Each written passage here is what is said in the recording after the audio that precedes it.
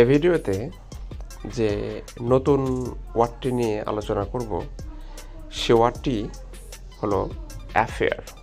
Affair শব্দটি অনেকে বিভিন্ন ক্ষেত্রে ব্যবহার করে থাকে, কিন্তু অনেকে জানে না যে আসলে অ্যাফেয়ার শব্দের প্রকৃত অর্থটা কী এবং এটা কতভাবে ব্যবহৃত হতে পারে। আসলে অ্যাফেয়ার একটা এমন শব্দ যেটা অনেকভাবে ব্যবহার করা যেতে পারে। শুরুতেই দেখুন, অ্যাফেয়ারের ডেফিনেশনটা এরকম দেওয়া যেতে পারে: a romantic or sexual relationship between two people who are not married to each আদার।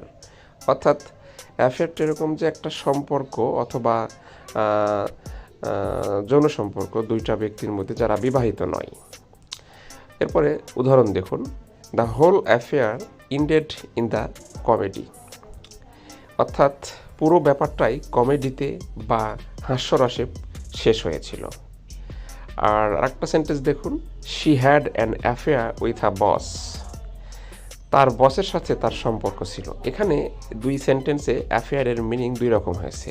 প্রথম সেন্টেন্সে শুধুমাত্র একটা বিষয় বা ব্যাপারেই অ্যাফেয়ারের বাংলা সীমাবদ্ধ, বাট দ্বিতীয় সেন্টেন্সে অ্যাফেয়ারটা একটা প্রণয় ঘটিত সম্পর্ক, অর্থাৎ অ্যাফেয়ার মানে প্রণয় ঘটিত সম্পর্ক বা যে কোনো ধরনের সম্পর্ক বা ব্যাপারকে নির্দেশ করা হয়, এরকমটা নির্দেশ করছে। তো সিনোনিমগুলো দেখুন। অ্যাফেয়ারের বিকল্প হিসেবে আপনারা matter, think, affairs, phenomenon, occurrence, relation, topic, object এই শব্দগুলো বা এই অল্টারনেটিভগুলো বেছে নিতে পারেন।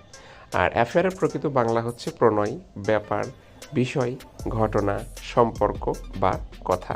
ভিউয়ার্স, আশা করি বুঝতে পেরেছেন অ্যাফেয়ার শব্দটি কতভাবে বা বিভিন্নভাবে ব্যবহৃত হতে পারে। ধন্যবাদ।